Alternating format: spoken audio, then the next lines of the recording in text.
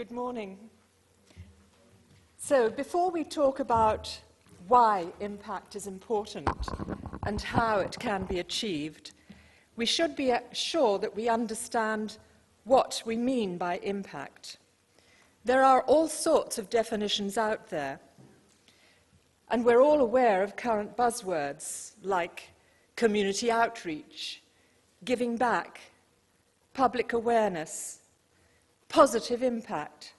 So what does it mean to us?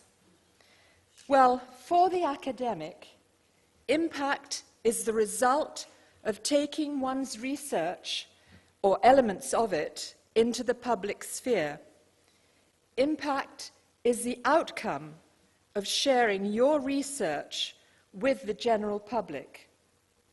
Indeed, impact is the outcome or results of any or all of generating public awareness, communicating research outcomes, encouraging public engagement and dialogue, and disseminating knowledge or providing advice. So, why is impact important?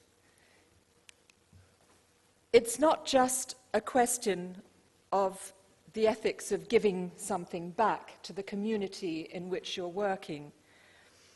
The benefits of making the general public aware of academic research, what it's all about, particularly that concerned with archaeology and heritage, cannot be overstated.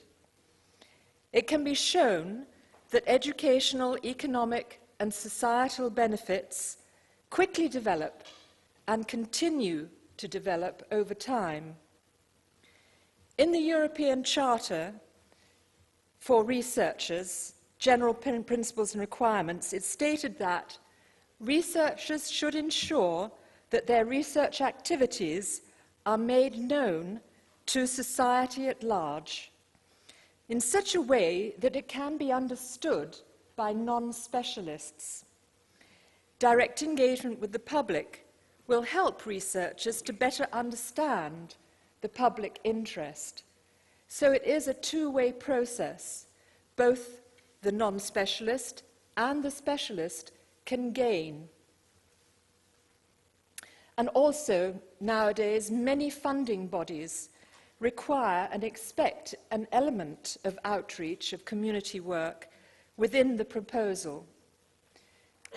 So, how do we achieve impact?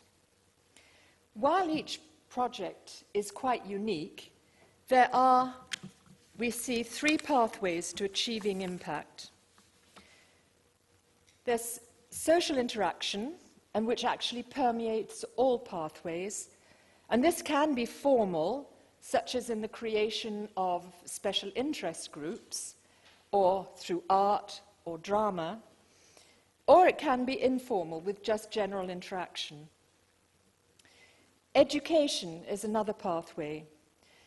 For archaeology, for example, site-specific education programs for children and adults alike, all ages, can be made, and they can be given for schools or for groups, all ages. And as I think we've heard earlier this morning, one can educate the parents through the children's interests. Economy, a third pathway. Encouraging tourism and the revival of traditional cuisine or crafts, for example, all help to broaden the economic platform. The type of impact and the results, the outcome, is not expected to be predicted in a funding proposal. What is expected is that we enhance the potential for educational, economic, and societal impact. But creating these pathways to impact is only part of the story. The expectation is that impact is demonstrated. Again, and this is clearly stated with the UK Research Council's Charter of 2003, it needs to be measured. Impact is a key factor which research councils now take into account when assessing the value of excellent research, where societal and economic impact is described as demonstrable contribution that excellent research makes to the community. Again, while each project is unique, there are strategies for obtaining quantitative and qualitative data which will help to show how your research is impacting the public. Some of the early work of ARQUEOLYNC demonstrates these pathways which can be followed.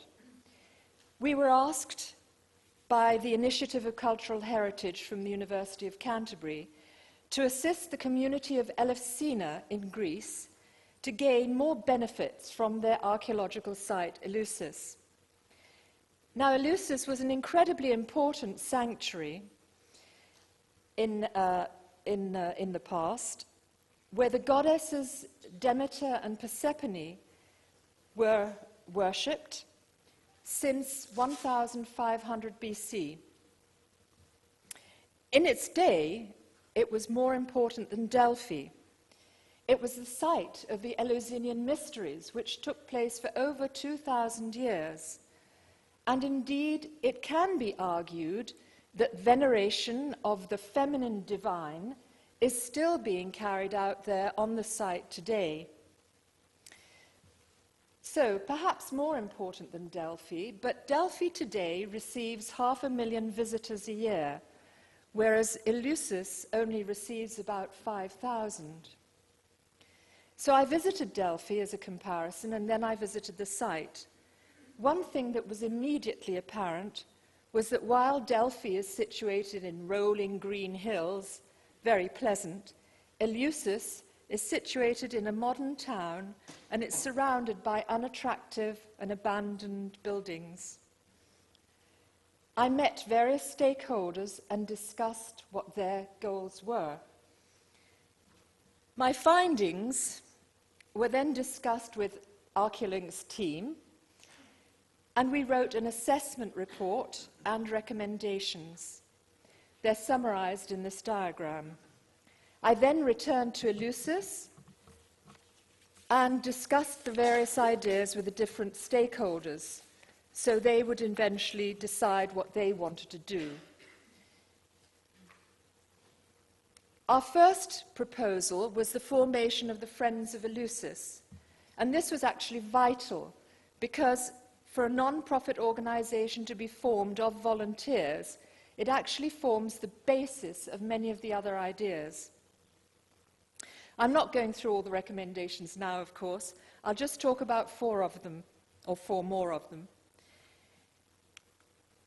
The Educators Resource Pack is a site-specific kit which we constructed for primary school children. It includes educators' notes, which means that a teacher does not need to have any prior knowledge. It includes lesson plans, so that, again, it's easy for the teacher. And, of course, it includes colourful worksheets for the children. Many flowers and plants are mentioned in the Homeric hymn to Demeter. That's the myth, the story of how Persephone was abducted by Hades, and of her mother's grief, and of her eventual reunion with her daughter, and how Demeter gave mankind, or humankind, plants cultivation and the possibility of a happy and joyous afterlife. The idea of Persephone's garden, created with all the mentioned plants in the poem, was an additional feature which was suggested that the town could implement with very little expense. Both the mayor and the site director were very enthusiastic, and they both proposed different plots of land for the project. And one of the friends of the society is an architect, and he's designed the garden that will be eventually made. There's also much scope for drama for readings, for reenactment of the myth, and it's planned that the Homeric hymn to Demeter will be read at their annual festival in September next year. We're also producing a content-managed app which will enable the visitor to move around the site and to recognize points of interest and to have information about them. So, what difference is this making? Well, the Friends of Elefsina was established in June of 2013, and they had over 200 people at their first meeting and almost the same number at their second. They now have a Facebook page with over 2,000 likes. And recently, when I told them about an arts centre in the UK, which is entirely funded by themselves, it's self-funded, a couple of their members visited to look at the model in more detail. So what is the outcome?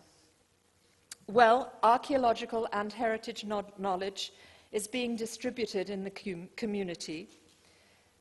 Visitors' numbers are being monitored, and hopefully they'll increase. Special interest groups are being encouraged to visit, and this will all increase the tourism income, tourism-related income, and broaden the economic platform.